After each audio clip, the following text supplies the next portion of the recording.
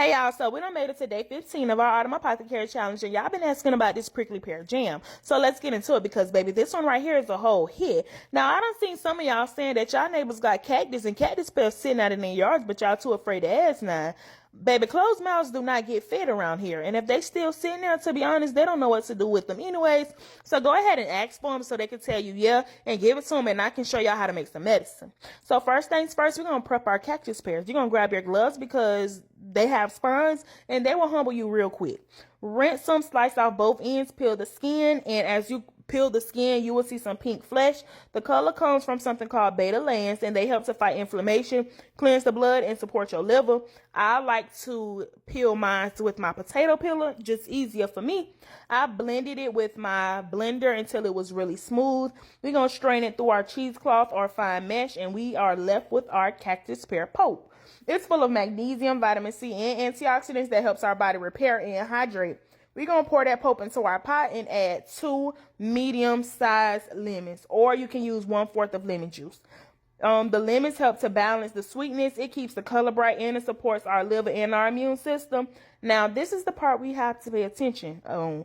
I use something called agar. I use about 3 teaspoons of that agar, and I mixed it with about half a cup of water before I added it to my pot.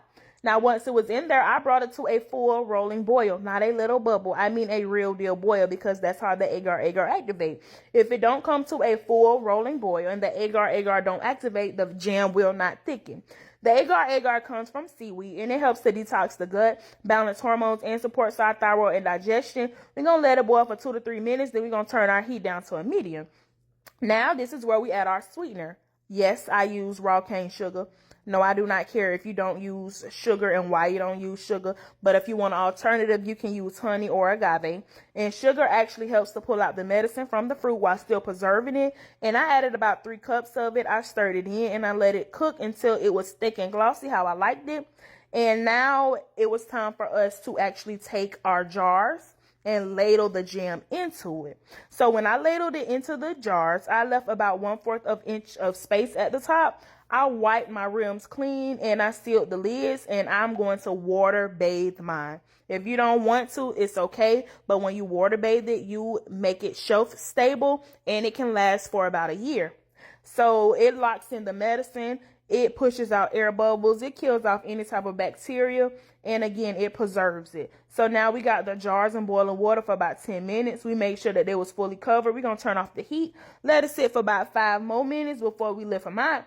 And then even when the pressure stops, we gonna keep it from spilling out. That's the reason why we add the 5 extra minutes. If we see bubbles after we cut it off, it is okay. It's just additional pressure releasing. We're gonna set our jars on a towel. We're gonna leave them how they are for about 24 hours. And when we hear that little pop sound, that's how we know that our jars are sealed and our medicine is being locked in right.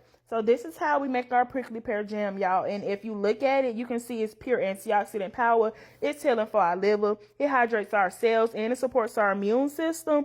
Literally 1 spoonful at a time. Baby, this is not jam. This is desert medicine. And remember, like I say, around here, we eat with intentions and we heal with nature, y'all. Bye.